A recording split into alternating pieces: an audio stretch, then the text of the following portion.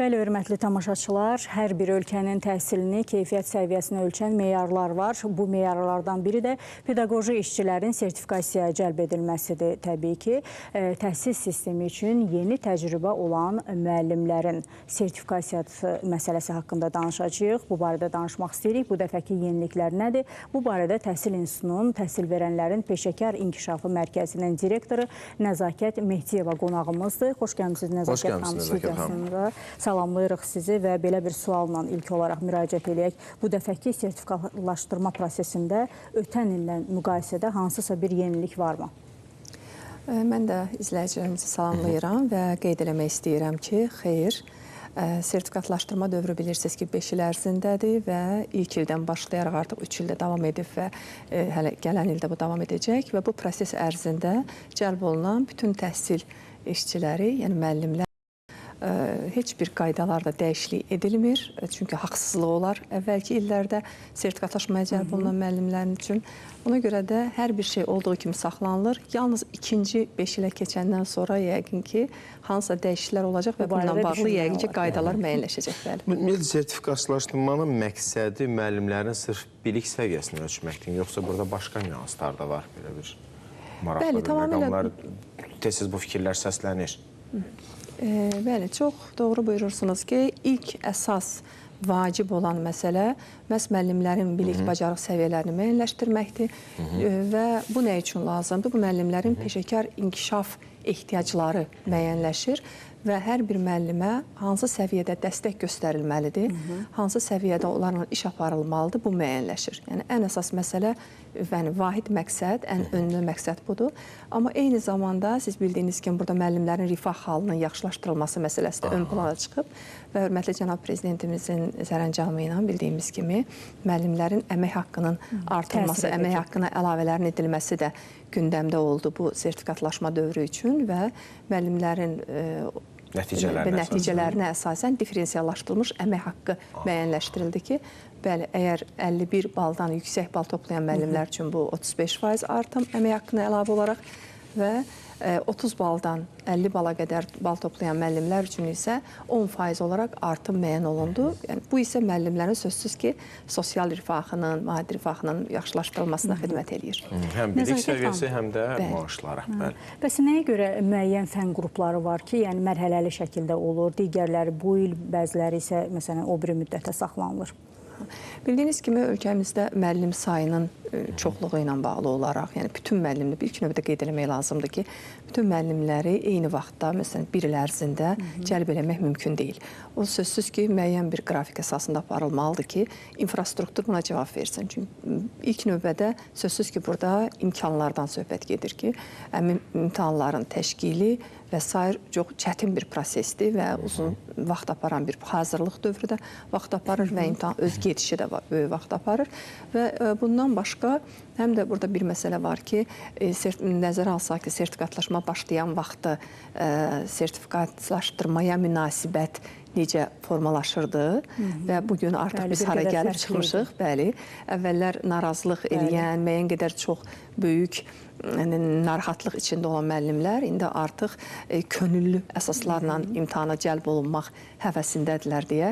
Yəni, bunun üçün bu müddətin tələb olunması və verilməsi indi görürük ki, həqiqətən də çox haqlıymış ki, bu müəyyən bir dövr ərzində ardıcıl sistemli şəkildə həyata keçirilməlidir. Nəzakət, imtahan prosesində şəffaflıq necə təmin olunur? İstərdim o prosesdən biraz danışasınız. Ümumiyyətlə, şəffaflıqla bağlı ilk növbədə məzmunu müəyyən eləmək üçün qiymətləndirmə çərçivəsi Azərbaycan Respublikasının Təhsil İnstitutu tərəfindən elan olunur. Və bu, hansı fənlərin, fən müəllimlərinin imtahana cəlb olunmasından əvvəl, xeyli əvvəl, 5-6 ay elan olunan kimi ki, imtahana müəyyən qədər müddət var və bu müddətdə təxminən 4 ay, 6 ay ərzində baş verir. Bu müddətdə artıq çərçivə, qiymətləndirmə çərçivəsi elan olunur və bu vasitə ilə müəllimlərimiz artıq bilirlər ki, hansı məzmunda imtahan verəcəklər. Bu birinci məsələ. İkinci məsələ, demək, müxtəlif tədbirlər həyata keçirilir. Məsələn, video dərslər çəkilir müəllimlər üçün həmin fəndən bağlı, imtahanın gedişində demək, çətinlik yarada biləcək sualların izahı ilə bağlı, webinarlar təşkil olunur, görüşlər aparılır, müəllimlərlə maarifləndirmə işləri həyata keçirilir və eyni zamanda proses başlayanda isə müəllimlər artıq bu ən yaxşı şəffaflığın birinci nümunəsi elektron qaydada imtahanların təşkili, yəni müəllimlər müəyyən saat ərzində, demək 120 dəqiqə ərzində bu imtahanda iştirak edirlər və dərhal öz cavablarını demək təsdiq etdikdən sonra dərhal cavablar ekranda görünür və imtahandan çıxmamış hətta onların imkanları olur ki, öz səhv cavablarını baxsınlar ki, bunlar nədən ibarətdir. Bəli, tamamilə doğrudur. Bəs bu zaman hansısa bir nəticədən narazılıq olanda həmin müəllimlərin apellyasiya hüququ varmı? Bəli, apellyasiya hüququ var və onu da qeyd edeyim, fürsətdən istifadə edərək ki, məsələn, dünən ölkəmizdə birinci gün idi sertifikatlaşdırmanın keçirilməsi. Bugün artıq saat 12-dən dünən imtahan verən müəllimlər üçün artıq açılıb sistem və onlar apellyasiya ilə müraciət edə bilərlər və digər fənlərdə, məsələn, bugünkülər sabahdan, digər günlərdə də eyni cür davam edəcək və hər gün imtahan verənlər səhəri günü saat 12-dən etibarən sistem açıq olacaq, onlar apellyasiya müraciət edə bilərlər və bunun müddəti 1 aydır. 1 ay ərzində məsələlərə baxılacaq və müraciətlər cavablandırılacaq. Nəzakət xanım, bildiyim qədərilə bu il ilk dəfə işğaldan azad edilmiş ərazilərdə də müəllimlər üçün imtahanlar keçirilib. Onlar üçün hansısa bir güzəştlər və yaxud da dəstək mexanizmləri ümumiyyətlə nəzərdə tutulurmu? Xeyr. Ümumiyyətlə sertifikatlaşmada bəli, yeganə olan güzəşt, hamımızın bildiyiniz kimi 60 yaş və üzərində olan şəxslərin, müəllimlərin sertifikatlaşmada könüllü şəkildə iştirak etməsidir. Bundan başqa heç bir halda güzəştlər tətbiq olunmur. Bir də Nəzakət xanım, bir sual vermək istəyirəm. Son zamanlar belə bir şey müzakirə olundu. Biz elə onu da öz verilişimizdə müzakirə elədik ki, sertifikatlaşdırmanın nəticələri şagirdlərə, hansı ki valideynlər müəllim seçimi zamanı bu sertifikatlaşmanın nəticəsi həmin platformada olacaq. Sizcə bu qərar ümumiyyətlə diskriminasiyaya səbəb ola bilərmi müəllimlər arasında? Əslində, müəllimlərin nəticələri... İlkin olaraq elə görsənir. Elə görsənə bilər, amma əslində müəllimlərin, burada bir sir yoxdur. Bütün müəllimlərin nəticələri artıq məktəbdə dərhal bilinir. Yəni, o adam, müəllim imtahan verərkən öz nəticəsini görür, amma həmin nəticələr məktəbə göndərilir. Onsuz da məktəbdə müəllimlər də, maraqlanan valideynlər də, şagirdlər də müəllimlərin nəticələri ilə onsuz da tanış olurlar. Yəni, indiki halda da müəyyən qədər tanışdılar. Və məncə bu diskriminasiya deyil, əksində müəllim hörmətinin artılmasına xidmət eləyəcək. Niyə görə?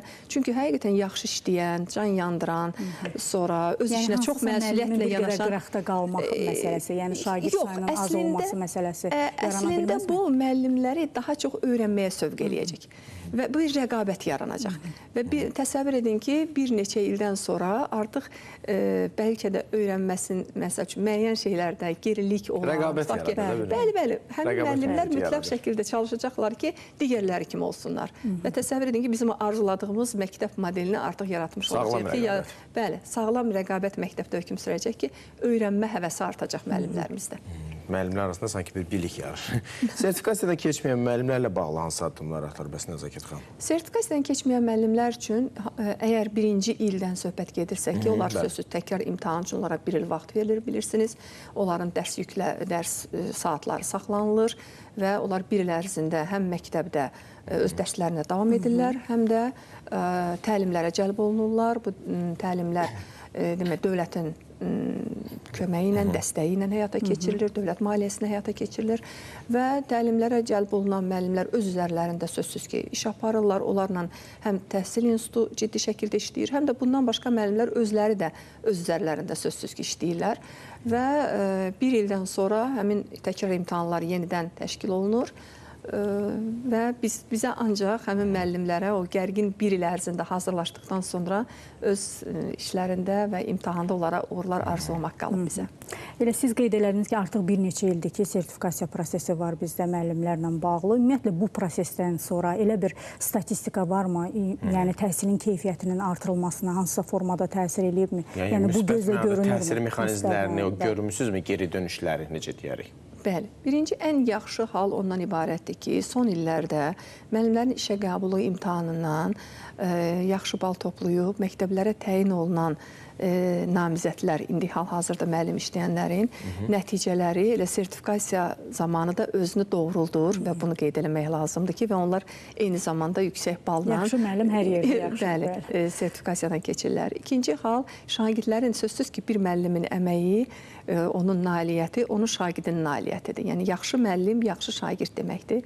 Və hal-hazırda bilirsiniz ki, ölkədə mərkəzləşdirilmiş qaydada 4-cü, 6-cı siniflərdə monitorinqlər təşkil olunur və həmin monitorinqin nəticələri də göstərir ki, sertifikatlaşdırma imtahanında yaxşı nəticəsi olan müəllimlərin şagirdlərinin nəticələri də yaxşı olur. Demək, bu birbaşa təsir edən amildir və eyni zamanda başqa bir tərəfdən götürsək ki, bəs bunu başqa biz harada hiss eləyirik?